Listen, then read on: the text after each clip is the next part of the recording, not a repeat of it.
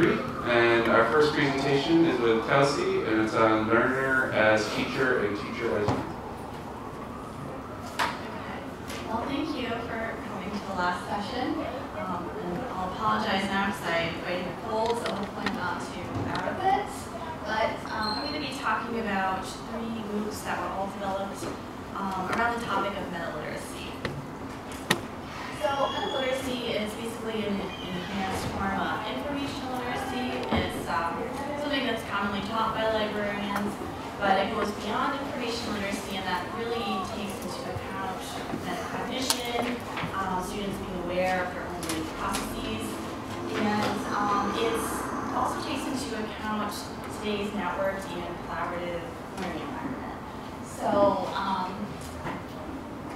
MOOCs are really an ideal vehicle for teaching metaliteracy because it encourages students to be collaborative, to really think through their own learning, to be active learners.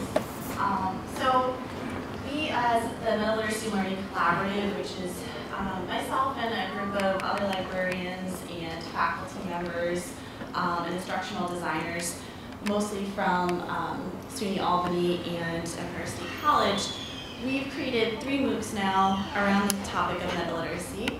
And the first one, the original Metaliteracy MOOC, I'm not going to go into too many details about because I don't have enough time, but it sort of laid the groundwork for the other 2 MOOCs that I will be focusing on.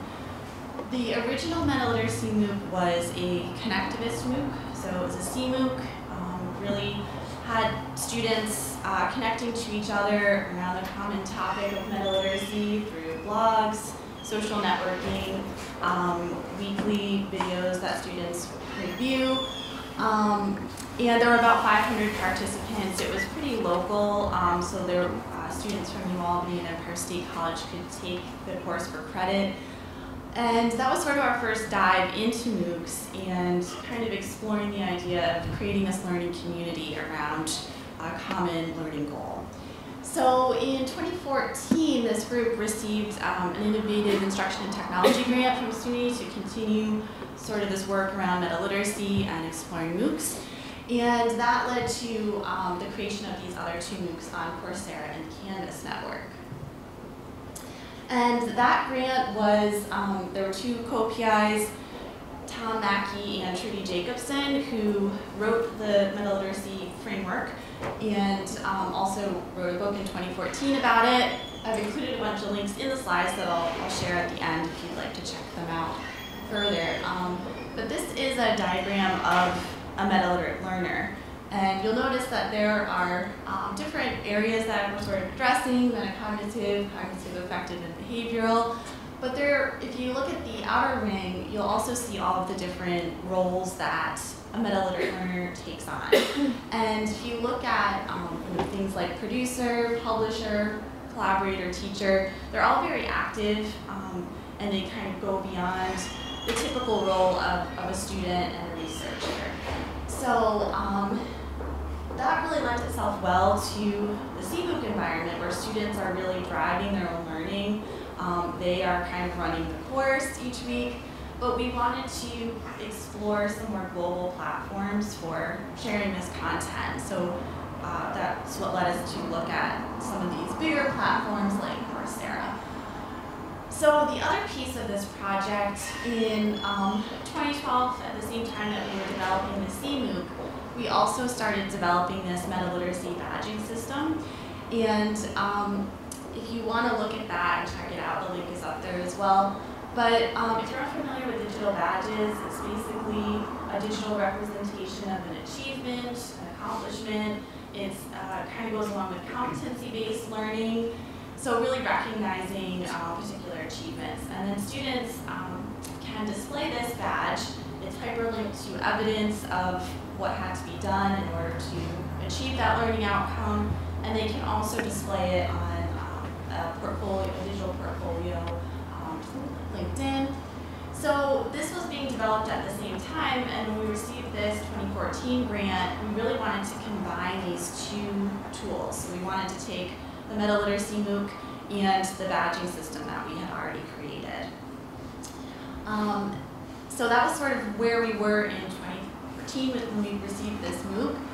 And going into these ex-MOOC environments, we actually, a lot of the goals that we had kind of stemmed from the CMOOC environment and this sort of connectivist mindset. So we really wanted students to be connecting to each other and to the instructors. We wanted the assignments to be reflective, so we didn't want sort of automated, watching video lectures and taking quizzes, because the metacognitive aspect of the assignments we felt really couldn't be assessed in an automated way. And then we wanted it to be learner-centered, and we really wanted the students to be driving the course. And this kind of ties in with the keynotes that we've heard that keep going back to MOOCs really traditionally being very instructivist and instructor-centered, and kind of trying to think about ways that we can think about how students are connecting to each other and kind of molding the course as it goes along. So that kind of goes along with the goals that we had as well going into these two MOOCs. And the background behind why we ended up going with the two MOOCs, we started out by looking at Coursera to integrate the badges and looking at the LTI compatibility of the platform with the tools we were using for the badges. We thought that would be a pretty seamless integration. But it turned out, talking to Coursera, that just wasn't possible. So, not the way we had envisioned. So we started exploring some other options, and we found that Canvas Network could accommodate the badges in the way that we had hoped. So we didn't want to give up on exploring Coursera, that is SUNY's sort of platform of choice for that round of grants, but we also wanted to keep pursuing the integration of the badges. So it led to kind of an interesting opportunity to not only explore the badge integration into a MOOC environment, but also to compare these two popular platforms and kind of see if we could make them work towards our goals. And this was sort of our first dive into the big MOOC environment, so it was very exploratory and kind of sort of pushing the limits to see what they could do and what they could offer. So our initial takeaways in looking at these two platforms, we found that Coursera really is a well-oiled machine. They have a very well-polished platform, lots of things that work really well on it. However, if you want to kind of step outside of the box of sort of their template for what a course should be, it can be really challenging. With Canvas, we found it really lived up to its name as a blank canvas. It basically starts out just sort of open to whatever you want to do, and then apps are used as sort of building blocks and a user-friendly way to integrate these third-party tools through LTI. The risk with doing something new and different is that if it doesn't go well, you kind of don't have necessarily any support to help fix that problem. So, so both of the platforms have their own strengths. We found that Coursera wasn't able to incorporate the badges, so we had the LTI integration issue. We also, as was mentioned in the last keynote, our navigation that we wanted to have for the course really kind of went against Coursera's idea of what the course should be, which is very video-centric. And we didn't want to do video lectures. We wanted to have texts that were kind of supported by interesting videos. So we found that we had to do a lot of sort of custom HTML to make that work. What did work really well was the peer review tool and the discussion boards. So the peer review tool actually really sort of enhanced what we were already teaching, because we wanted to encourage the learners to take on that teacher role. So they were really, we were really pleased with how they interacted and supported each other, and the students seemed to really like it too. And that was basically our main assessment, was peer-reviewed assessments every week.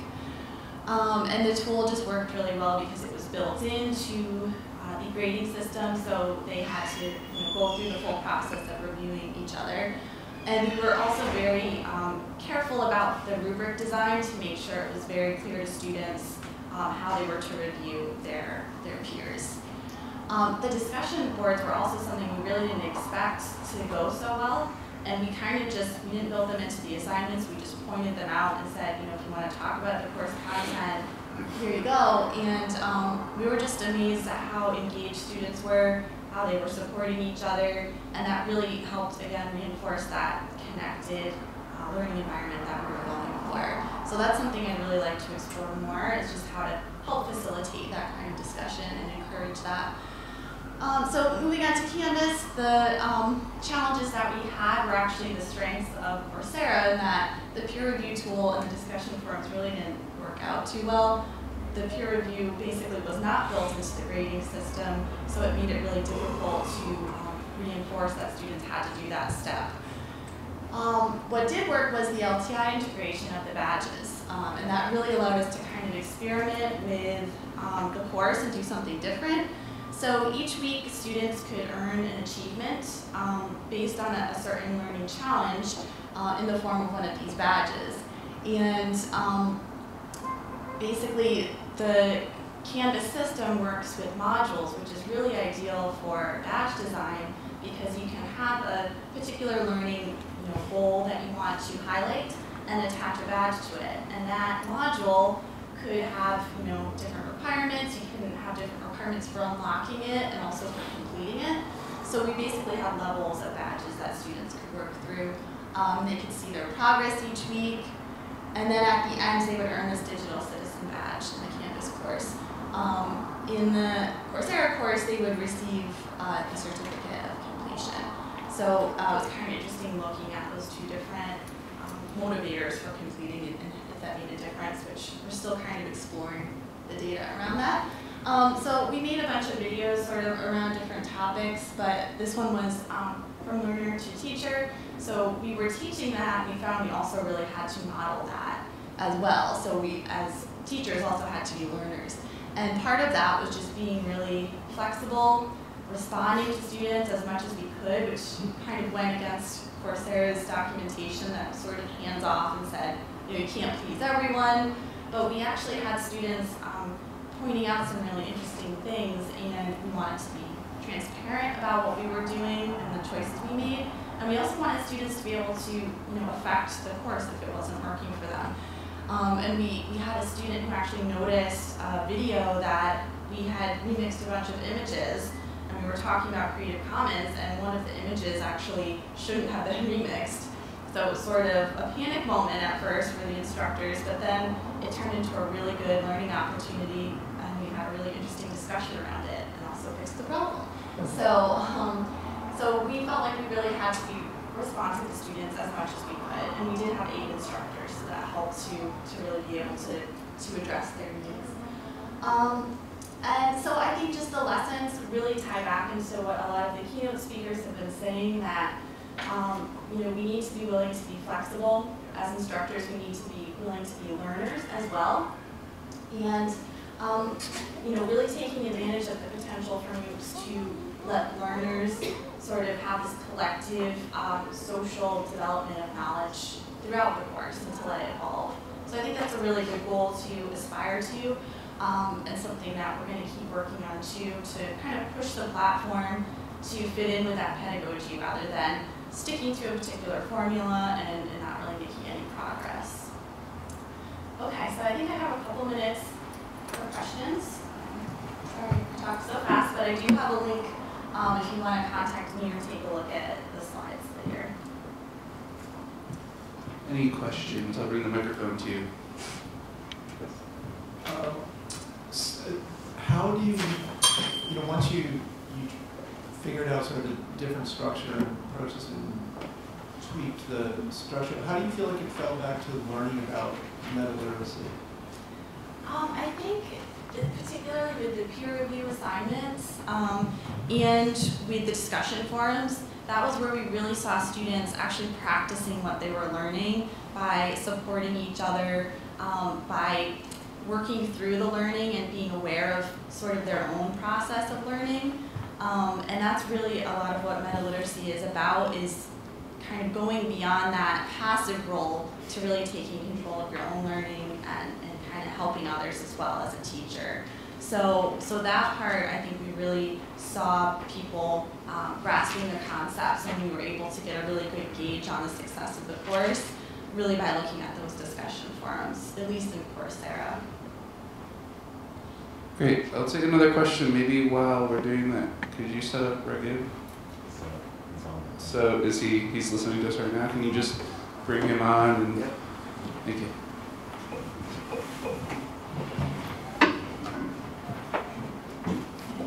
Do we need them? Yeah, for the camera. No problem. Kelsey, thank you so much for your talk. I just wanted to get an idea of how much effort is required typically to earn one of the badges.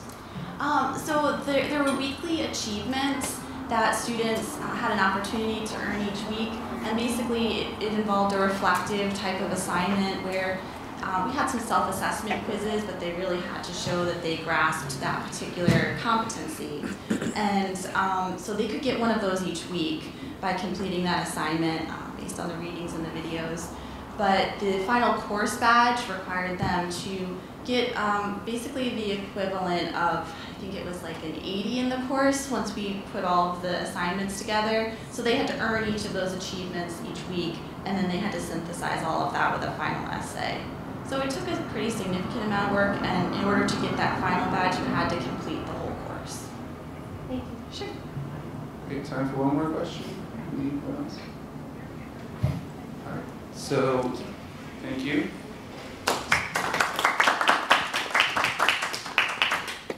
Our next presentation is creating MOOCs in developing countries, lessons from the crowdsourced Shikkhok model. Haven't heard that. Ragib is going to tell us more about it. Well, good afternoon, everyone. Can you hear me well? Yeah. Okay. All right. I'm sorry I couldn't be there in person, but I hope through Skype I'll be able to get my message across to you. In today's talk, I'm going to discuss the lessons I learned from developing Shikkhok.com. That is an online MOOC platform for educating the students in Bangladesh and India using Bengali language. So, in this workshop, yesterday and today, we all looked at MOOCs, we discussed MOOCs, but if you look at the MOOCs, most of them are designed in developed countries, most if not all of them are designed in developed countries, and with a focus on English-speaking students. But how do we create MOOCs for developing countries? If you look at the population, there are many more students in these developing countries across the world than the developed countries. And most of these people do not speak English. So if you want to use MOOCs for these developing countries, we face a lot of problems because unlike developed countries, there's not enough money funding for creating these MOOCs. And also, there's not enough partner organizations to create these MOOCs. If you look at Coursera or other MOOC platforms, most of their MOOCs are created in partnership with traditional universities. That's something that's not happening in most of the developed countries. And also, most of the MOOCs today are designed in English with English-speaking students in mind. And in most of the parts of the developed world, that's not a real thing. So we face these kind of problems. So there's little funding or money available to create these MOOCs there. And there's this language barrier. And another very important problem is there also. That is, most, if not all of the MOOCs platforms today are designed for students with internet access. But if you're talking about a student living in rural Bangladesh or India, living with less than $1 per day, probably, or if not certainly, they do not have a computer or let alone access to the internet. However, MOOCs are a perfect solution towards spreading education in developing countries because we can reproduce these lectures. So we can create a set of quality lectures, and if we can find a way to disseminate those lectures to the students, that will help solve the education problem greatly.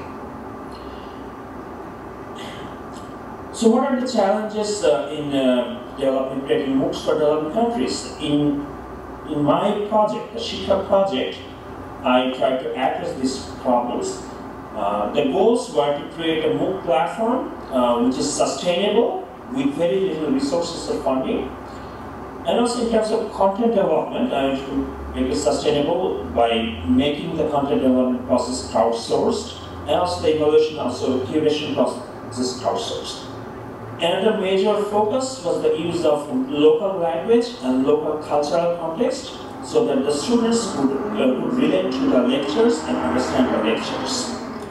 And finally, to disseminate the content to rural and poor students, one of our major goals was to look beyond the internet, look at how we can use mobile phones and offline distribution channels to get our content to the students. Now you might be wondering what the word Shikkhok means. The word Shikkhok is a Bengali word which means teacher. Actually, in most of the South Asian languages, the word Shikkhok means teacher.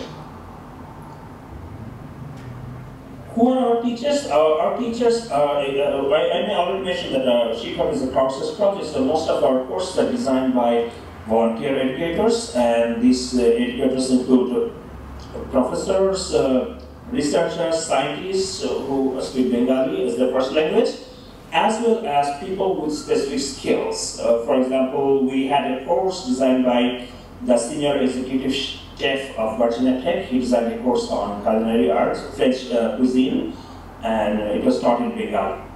So our teachers are volunteers who are spread all across the world, and they're creating these lectures in Bengali language or as a volunteer activity.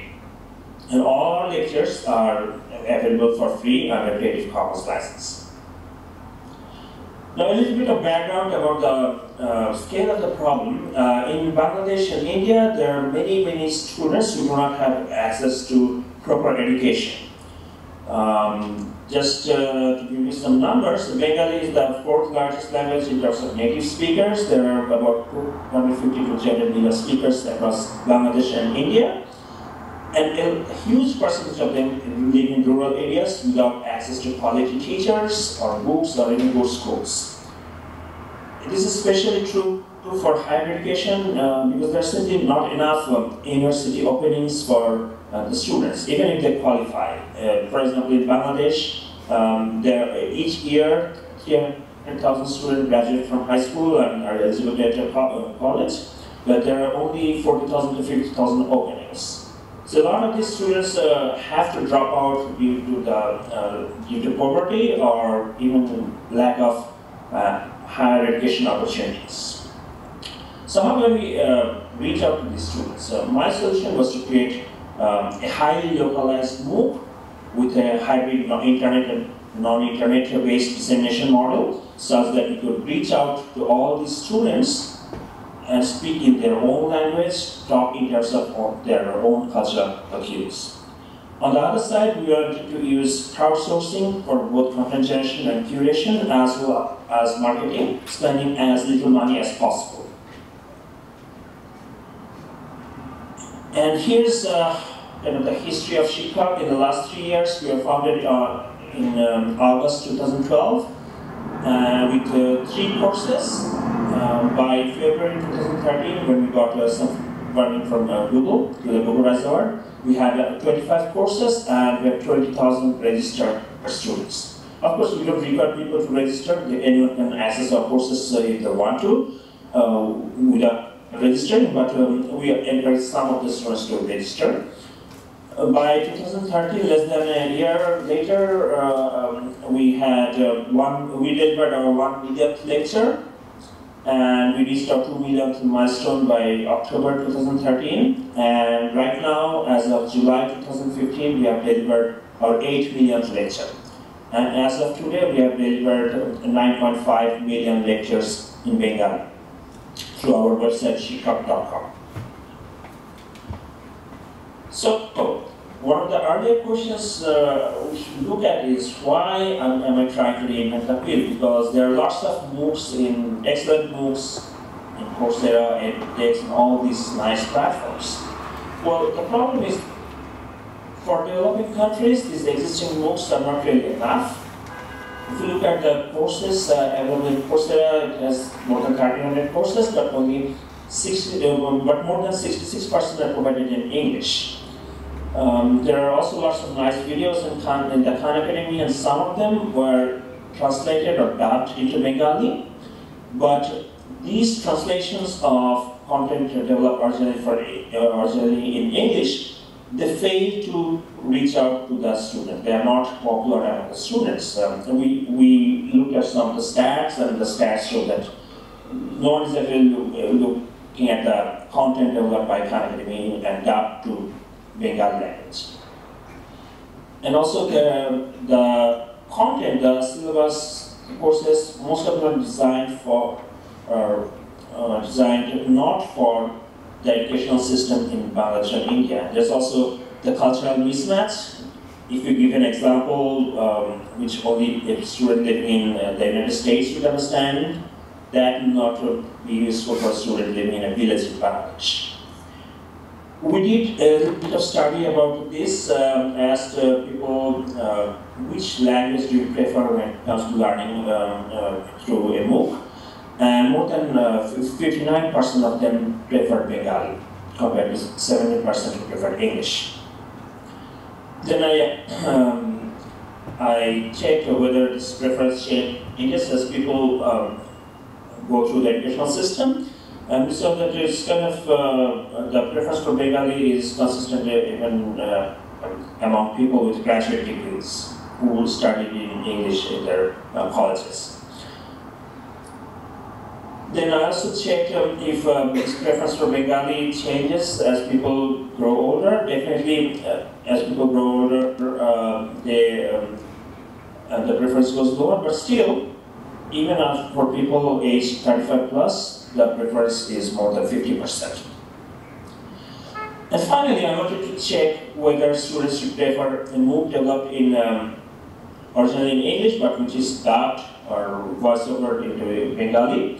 For example, can I take a course developed for edX and just dub the soundtrack into Bengali and use it? I found that more than 62% people would actually prefer organically developed lectures, which are developed by Bengali speakers in Bengali language. And I asked why. Most of them answered that they could actually relate to the content and the anecdotes and all these cultural cues that are present when a native Bengali speaker is developing the original lecture.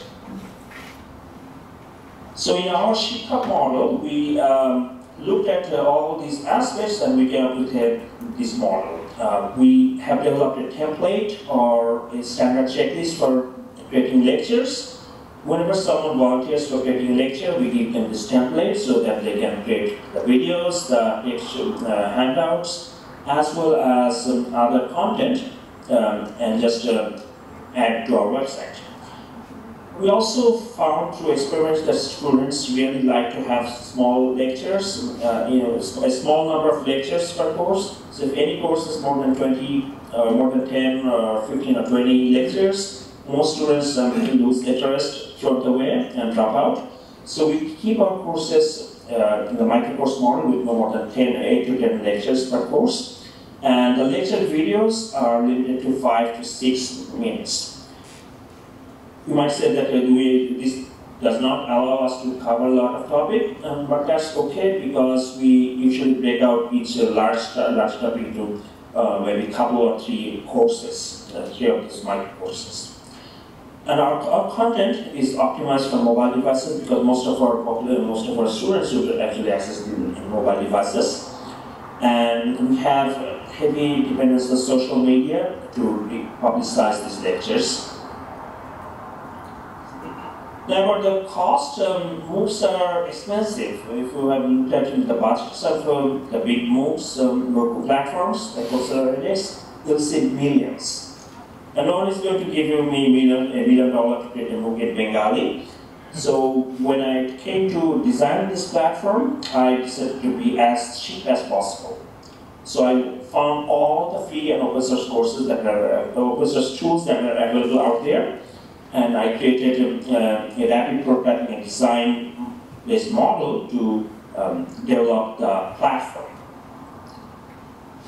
Just to give you the numbers, for the first couple of years, my yearly cost of developing, designing, and maintaining this platform was only $15 per year, which is just over the cost of maybe 3 Big Macs. So, but still, this cheaply designed MOOC with heavy dependence on all these free tools like WordPress or use of Google Forms for taking quizzes. This would serve almost 1 million students throughout these years. The next one is how do we get content? In Shikkhok, we depended on crowdsourcing. So basically, I would go to popular social media platforms, social media groups, and I would ask for people for contributing content. And I found that people are really interested to share their knowledge, especially when it comes to sharing their knowledge in their own languages. Whenever I posted a request, I get, at first I got 10 volunteers within a day who designed 2 courses by day 2. And by week 2 we had 5, by month 8 we had 25, and after 3 years we have developed and deployed 75 courses on our platform. Now this was on different topics. Some of them are academic courses like school level math or geometry or science, but there are also other courses like a course on French cuisine, French culinary arts. There are courses on learning chess, learning the German or Korean language. So our platform is kind of open so that anyone who has some knowledge can design a course and come to us and share it on our platform. The only requirement we have is that the course needs to be presented in Bengali language. And in terms of curation and quality control, we depend on a little bit of expert evaluation. Since we don't have a lot of funding, we can only ask some volunteer experts to evaluate our courses. But mostly we depend on the power of crowdsourcing again, so we let the teachers and students decide. We have multiple courses on each topic, and as with any other topic, the well-designed courses become really popular, while the badly designed and hard courses are not popular. So the students are the best judges. They can pick out the best designed courses for any topic. The final challenge is that how do we distribute content? And it's a major challenge because traditional MOOCs are designed for interactive content distribution model, but in areas where most of the students are really poor, how can you use the internet? The students don't have internet, they don't even have computers. So we decided to explore several distribution channels. One of them, the first one was to take these videos and make them mobile friendly and distribute them in rural bazaars or phone vendor shops in rural markets. Students could go there and load these videos on their mobile phones. Now, even though a lot of students are living in poverty, many of them do have the inexpensive mobile phones which would play these videos. In Bangladesh, the mobile penetration rate is close to 75%, so it's possible to use mobile phones to disseminate the content. The second approach was to partner with local cable operators. Basically, we put our content on DVDs and hand out to them so that they can create a cable TV channel with our content. So anyone who had connections to them, they could watch these videos there. But what do we do with areas where there's not even electricity, or maybe the students don't even have TVs or mobile phones? For that, we created some Shikkhok kits with inexpensive Raspberry Pi computers. We loaded our videos into the memory cards and put them into these Raspberry Pis and shipped them to rural schools. As long as they had even an old style TV, they could hook these Raspberry Pis with those TVs and show our videos to the students in an after class or in the afternoon sessions. So what impact did you have? Well, let me give you some numbers. In 36 months, we had about 900,000 students access our website. I don't have the numbers for the coverage for the other channels, but for our website alone, we had 900,000 people access our content. And we delivered 9.5 million lectures in Bengali through these 75 courses. And recently you see a spike in the first quarter of this year. That came after we partnered with internet.org and Facebook to deploy our content for free through mobile phones. and we are getting about 25,000 to 50,000 unique visitors a day.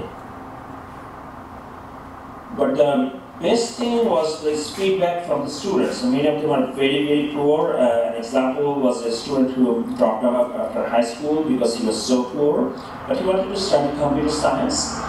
And he wrote to me that Shikkhok gave him this opportunity to learn computer science and different topics in Bengali. And we also got letters from a school principal living in a rural village near the Sublett forest between India and Bangladesh. He wrote to me that he is using our content to teach his students because his school doesn't have any math or English teachers. I'm not talking about good teachers. His school doesn't have any math or English teachers. And it was possible to teach these topics because he could play our videos in his school. And we had got a few awards, including the Google Rise Award and an Brilliant Award recently.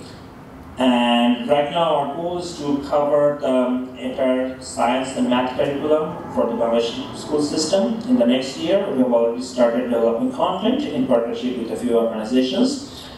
And I need to emphasize that when it comes to developing content, we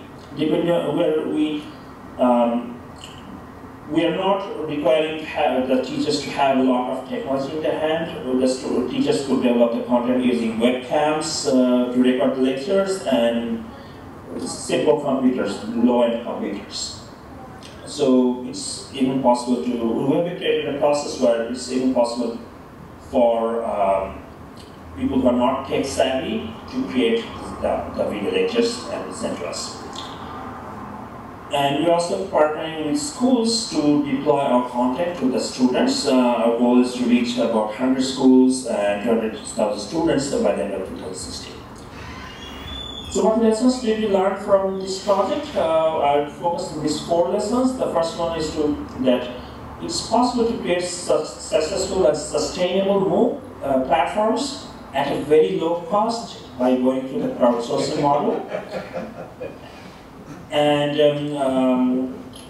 we can use user-centric design principles to get the best possible performance and reach the students. And for rural students, besides the internet, we need to depend on non-internet based content delivery models. Plus, it's the best to use the local languages as well as local cultural context to reach out to the students who do not speak English and are living in rural areas of these developed countries. So if you want to watch Shikkhok.com in action, you can visit our website at www.shikkhok.com. The website is in Bengali, but you could still possibly look at the different lectures we have posted there and the different courses. So thank you for listening to this talk. And if you have any questions, please send an email to me at ragib@cis.edu.in. So this is my final message, that we can use the MOOC if we are careful and we look at the local cultural context. We can develop MOOCs with very low cost and educate millions. Thank you. Thank you, Ragib. Would you like to ask or answer some questions right now? Is that okay? Yeah, sure. Great. And are your slides available on your website? I can send the slides to you. All right, great. Thanks. So any questions for Ragib? Yeah. Start over here.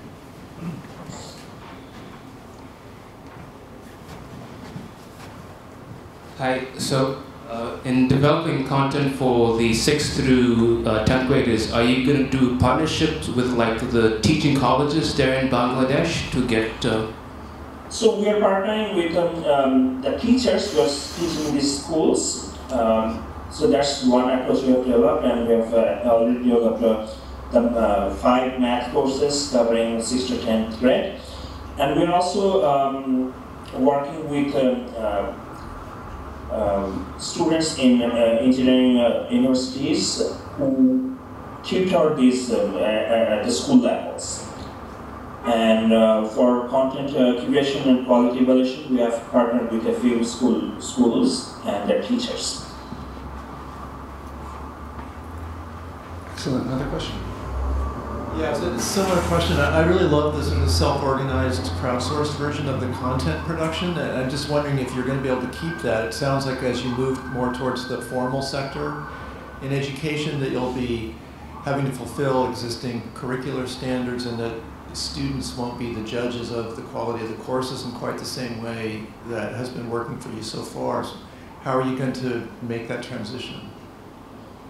Can you repeat the question? I cannot hear part of it. Sorry? Oh, it's a question about going from the crowdsourced version to the formal sector education version, and whether you're going to have to, for example, reshoot a lot of the original courses, or redo them in order to respond to what I imagine are government-set curricular issues. Are you going to try to hang on to your original model as you move more towards the formal sector? So even though I said we are partnering with local schools, we're still using the crowdsourcing model because the courses are still developed by volunteers. We're not just going into classrooms and recording the teachers. And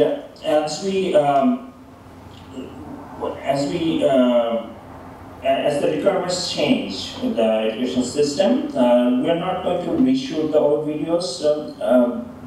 We're keeping the old courses, but the focus would be to look at, go and talk to some of the schools and look at the impact, or evaluate the impact of these courses, that they're making any differences in the schools. So one of our evaluation methods we are going to test out this year is to give our videos to some pilot projects, some focus groups in some schools, and then evaluate the students' performances before and after, their grade performances.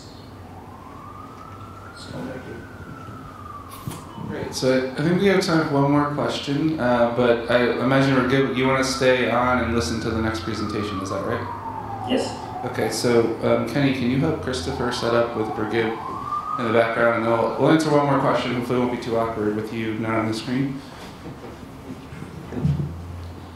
So I think you might have actually partly answered this in your previous response, but I'm curious what you know already about the kind of impact that this kind of MOOC can have on students' lives or the lives of their families.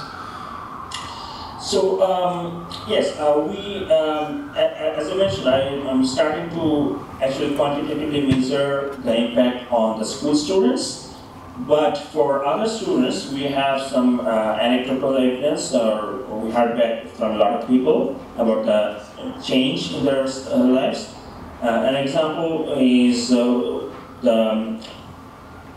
lot of people learned different networking technology through our courses, because we had a few employers in Bangladesh come and talk to me. They said that they're getting a lot of CVs or resumes from applicants where they are mentioning that they learned this kind of technological topics from our platform.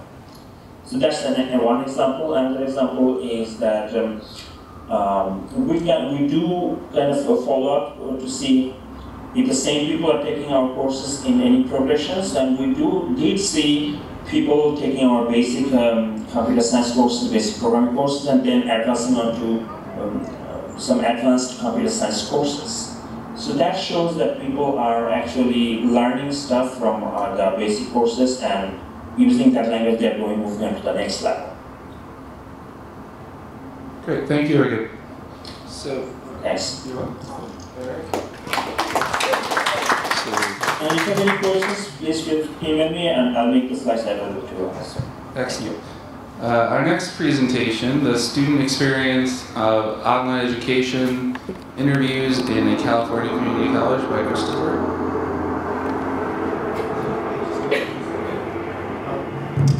Hello, I am here standing in also for Cameron Sublett, and whose wife may be delivering their second child even as we speak. I apologize for that. I'm going to skim through some of the pieces, his parts, and emphasize more the work the stuff that I worked on directly. This is awkwardly put in a design panel. It's kind of a prequel to, it suggests a design principle which involves racial differentiation of experience of online environments. And I'll show you some evidence for that, both statistically and in terms of interview content that we've been developing. It's kind of raising the possibility of whether we have to design online environments for Black folks, for Latinos, be aware of racial differences as we're constructing environments and interacting with them. There's been some calls, just even this afternoon for pedagogical diversity, and so we're very much in the spirit of that particular issue.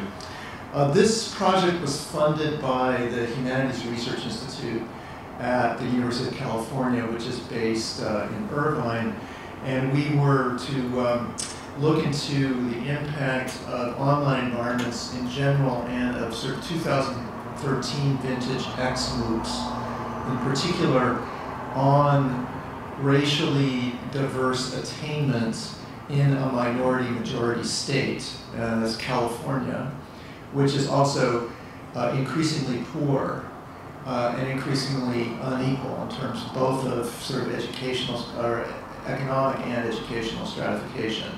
So we put a group of folks together. That's Cameron in absentia. Jenna Ju in the center was the leader for the interviews.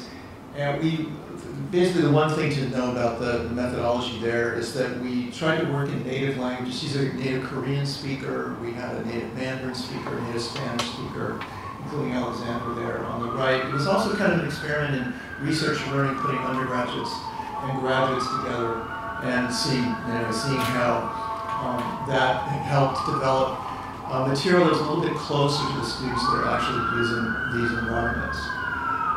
We started out by trying to investigate racial disparities in outcomes in for-profit providers of online course content and the new providers of the 2012-2013 era, which Coursera, Udacity, and edX dominated in terms of at least of media visibility. And we were unable to get data that we could use to see what the picture around race and ethnicity in particular were. So we moved back to the California community colleges, which have gigantic data sets and also a history of using online education. And what the main thing to pay attention to here is, aside from the size of the system, which is enormous, is it has kind of a typical racial skew in terms of attainment. About half of people finish to get the 2-year degree. 2/3 of Asian Americans finish, and a little bit more than 1/3 of the folks that constitute the federal definition of underrepresented minority, Native Americans, African Americans, and Hispanics, as the federal government calls them, complete. If you break out the group of students that have to take at least one remedial course, they're called underprepared, it gets significantly worse, and that's 3/4 of the total of California community college students. So we're talking about 1.7, 1.8 million students at any given time are not actually getting the average outputs in terms of attainment, they're getting the reduced ones. The California community college system has been using online education for quite a while. It's a kind of a typical, I think, growth curve in terms just of the number of people who are actually taking at least one course online in the period of time that they're enrolled in community colleges, which can be years and years, as you probably know.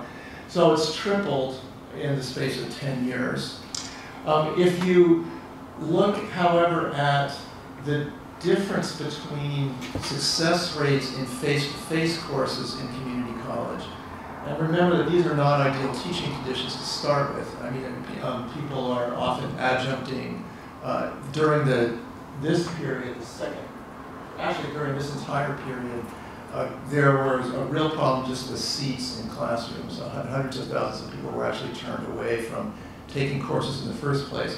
So 60% is really not that bad given the conditions under which folks are trying to learn.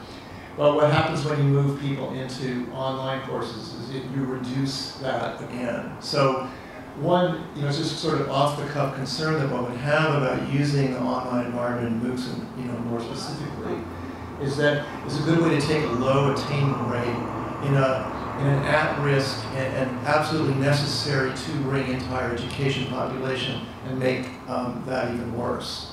Okay, so that was our concern, that we're taking a minority-majority state and making it more fragile in terms of educational attainment and the environment politically in California in order to save money. I mean, that was because the cost was a giant driver of adoption, which I have no time to go into. Okay, so there's also differences in who falls the most when they move from a face-to-face course to an online course in the community college system. So we broke this out: Asian, African American, Hispanic, white. And what you see is, Asians and whites basically doing better overall and having, I'll show you another slide that quantifies this a little bit better, having a kind of smaller drop when they move to online. It still drops, but it's not horrible. And then with black folks and Latinos having lower attainment face-to-face and then having a larger drop going from face-to-face to online. Okay, so kind of the opposite of what we were hoping for and what the state, policymakers and communities everywhere are hoping for. It's also when you move to basic skills course, the last slide that you saw was just sort of general 4 credit courses. It gets worse. So the people that are starting at the bottom with remedial courses, basic skills courses, struggle even more with the online environment than the folks that have gotten into the second year and are doing slightly more advanced work. Again, kind of the opposite of what you want. If online is going to offer pedagogical intensity that allows for levels of learning and qualities of learning that we're not getting face-to-face through lecturing or whatever, we would like to see we would expect to see the opposite of the trend you just saw, and we're not seeing that. And here's just a slide that quantifies the gaps, different years, different racial groups. And again, what you see is it's a smaller gap, but it's still a very significant one for Asian Americans and whites. Significantly larger for black folks. It's the highest for Hispanics. They're the largest and fastest growing portion of the California workforce, so there's enormous policy anxiety about an educational system, whether it's technologized or not, that is not actually improving educational attainment in this very large population. Okay, so this is kind of validating some really interesting work that's being done in this institution, and there's kind of leaders in the field that did a study of a very large data set in Washington State and found very similar effects. That students are differentiated by background and by characteristics that we don't really understand that well, that affects their adaptability to the online environment, and it's especially bad for, at least in this study, for lower income folks and for black male students who are sort of categorically at risk in this kind of educational level. So there's then a wrinkle. This is sort of the second part of the talk. What is also starting to appear, at least in first in California data, is bad, mediocre to bad short-term effects, just in terms of whether you actually get through the course, but then better long-term effects, meaning that people who take more online courses, or at least some online courses, have a higher chance of actually transferring out, getting their A and transferring out, than people that take 0 online courses. And the Public Policy Institute of California had a group that looked at this in 2014 and sort of identified this as an online paradox. There may be other people who are using this term, but I associate it with these people. And so we just broke out these two aspects of poor short term. The thing that we focus on the most is just completion rates of individual courses. And then long-term outcomes where actually, geez, they do get out of it better. So what's going on with this? So Cameron moved from the California setting to a national setting. And Cameron, if you ever watch this online, I apologize for what I'm about to do your slides. Anybody, if you're interested in the methodology that we use, I'm just going to flash these very quickly, and will say that I can't intelligently answer questions about his modeling strategy. But I can put you in touch with him if you're interested in this. So it's a fairly large data set. He did binary logistic regression looking for these kinds of outcomes with the controls that he identifies in this way. There's the modeling strategy. And here are the findings. Did I skip anything? So here, the first research question is, how does online course enrollment affect long-term community college student success? Meaning, over 2 or 4 years, you get out, do you get out or not, and go on to 4-year school or not? And actually holding other certain kinds of things constant, it increases students' odds of getting an associate degree. So there's some good news here, that there's something about that, the medium that is propelling people, and we're trying to figure out more carefully what that exactly is. So then here's the second research question: how does the effect of online course taking change according to various student subgroups and populations? We looked at a number of them. And so there's some interesting boosts. In contrast to the Washington State study, it looks as though lower income students actually did a bit better. They were helped by taking online courses. So there's some ambiguity and contradiction in the data that is going to have to be sorted out over time by lots of people working on this. And there was, the students defined as academically at risk also sometimes benefited from the online environment. On the other hand, when you look just at race and ethnicity, it's not so great again. African Americans in particular have a sort of negative relation to this particular environment. And Latino students, it's more mixed. If further education programs are included, it works out pretty well. If you try to standardize around that, it doesn't work out so well. So essentially he's finding a pattern that's similar on the national level to the California level, which is racial disparity within a potentially kind of brightening picture overall around longer-term success rates. And I don't know if you noticed when I showed the earlier slides, but there is some learning in the online environment that was taking place between 2009 and 2013.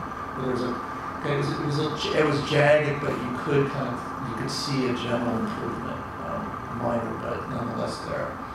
So here's, I guess, what the takeaways from this second part, and this will be the last part about the interviews that I'll rush us through.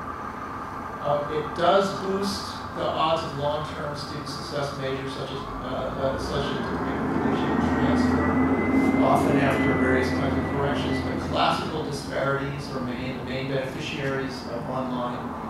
Females, the non-disabled, the young, the white, and interestingly enough, in this case, low-income students not boosted are basically all underrepresented minorities. Again, the group that we're the most interested in fixing, boosting. And then this is it's a little bit off topic, but I think it's worth bearing in mind as we move to the student interviews. The digital learning is not really captured by these metrics. I mean, we need to figure out other ones and drill into what's actually happening in courses in order to get a better picture than the one that I'm going to leave you with at the end of this talk about what is really going on in online environments that creates these racial disparities. We just, it's not yet working in terms of the data. Right? So that's a longer term issue. And we still need to explain the digital paradox, which is why we have weaker short-term, better long-term, and that's what I'm going to start to do by getting to this third research question in the interview. So here's the third question. Can we learn more about sources of disparity of disparate outcomes from self-reported student uses of online? And there's a kind of an established methodology of this that, and I guess the main thing I would want to say about this is that we're not trying to trump statistical analysis of quantitative measures with qualitative. it's really we're trying to set up a dialogue that is kind of richer than the ones that we've been able to find so far in the literature and in coverage of MOOCs and online developments. So here's a first theme. We're looking at 20 interviews, so it's a small, it's kind of like a pilot group. I'm happy to answer questions about who they are if you're interested in this. But the first big theme that essentially everyone talked about at some point was that students feel like they're actively in charge of their educational trajectories and they want to move forward on that trajectory. They don't want to get stalled out. They don't want to get stuck. They live in fear of not completing because, advising in high school has started to emphasize this in new draconian ways and so on. And then they do see online as a tool for this moving forward, but not necessarily in ways that educators like ourselves would admire or affirm. They're easier to use, meaning the famous flexibility of online is part of this. They're also often perceived to be easier classes. They're just like guts. And you can game them. You can knock out units by taking more online courses. And it's easier to cheat on them. And if our informant said, well, not me, but other people I know have done this, especially English as a second language students. And then the third thing, which is something I think needs much more research, actually, is that there are sort of reduced challenges to one's possibly vulnerable identity. And again, that can be speaking English with a strong accent, so you get disfavored in a class that has mostly native English speakers. There's also it's a very rich category for understanding how people react to different kinds of institutional environments, face-to-face versus online, all sorts of things within each of those categories. That is categories of stereotype threat, I think particularly affects African Americans in learning environments, and microaggressions, which have become sort of a hot topic. So that's kind of the first general category, or theme rather. And then the second is that online has looked good in the context of increasingly crapulous face-to-face in stressed systems. So in a way, it's not an entirely fair comparison because these courses have been compared to face-to-face courses taught by adjuncts who are teaching 6 courses for $2,100 a piece in some cases, doing all of the grading, etc. Students are really interested in feedback, in interaction, in recognition, and being recognized as a thinker by whoever's kind of learning stuff. And they're interested in their peers seeing them that way, but also especially interested in professors seeing them that way. Online has all sorts of great mechanisms for really trying to do this, and in some ways doing it better than in a situation like this where you're just kind of in the back of the room and the professor is teaching the people in the front. It's not necessarily so much better to be face-to-face. But what is happening here is only intermittent addressing of this desire for a feedback loop that all of the cognitive psychological research on learning, et cetera, suggests is really important for increasing people's learning. So it's just, there's ambition and lack of clarity about what they can get out of online versus face-to-face that was part of these interviews. So here's, I guess, the conclusions that I draw from this, and then I'm going to make a couple of general points in ending, pairing the two pieces of this together. Can we learn about sources of disparate outcomes? First thing I think we can learn is that students are seeking online for credit completion and not for learning. This is a really dominant motivation. So it's not, I need to know more about this, although this is a reason why people take MOOCs, for lifetime learning purposes. It's not so much how they're working, at least in the CC context. And the second is that students often associate online with reduced challenges and easier completion. So there's a kind of I face a bottleneck and online is helping me deal with that. All right, so here's kind of the summational slide. We have the statistically discernible phenomenon, and then we have students that in our very small sample we are using to produce explanations for these phenomena. So there's racial disparity in course completion, short term, and it looks like online may be offering students sort of traditional limited learning and preserving the status quo of disparate outcomes. That's not the good news, the bad news. Better long term, this may have a lot to do with the moving forward issue and addressing the bottleneck effect of public university and public college austerity and non-recovery, really in terms of budgets, minor recovery, all around the country. So that has to really be looked into. We can't just take it as face value. It's like online's kind of working. And then the third, results can improve, but they're not really doing it by kind of on their own. It's not just you expose students to more online environments. Other things have to happen. And I think the problem here is that in spite of the inspiring desires that people who are involved in MOOC development have, which I completely share, we aren't actually doing that on a mass scale. We can do it in specific environments better than others. Better than on a mass scale. So I guess the last couple of things that I would want to say to you in closing is that I don't think that online is really going to get uptake with the populations that need it the most unless racial questions, ethnicity questions are dealt with candidly and systematically. We have to start collecting the data. We have to start analyzing the data. And we have to start publicly distributing the data. And it's absolutely essential. We don't seem to be doing that. And then the last thing I would say is that we were quite inspired by the intelligence of the students that we interviewed about their online versus face-to-face experience, which made me borrow a term from science and technology studies. Can we design these environments with more upstream engagement of students prior to the construction of the platforms or as part of the construction of the platforms? So that we can move actually the quality sort of upscale rather than just moving sideways. And students would be absolutely enthusiastic partners in an initiative that was not just about getting them through, but also getting them higher. I'm actually from where. All right, thank you. Thank you, Chris. So, unfortunately, we don't have time to take questions here, but I'm sure you'll be able to find Chris and ask him questions. At 3:30, which is right about now, there's a town hall in Chorus Man 147, so I'll see you there.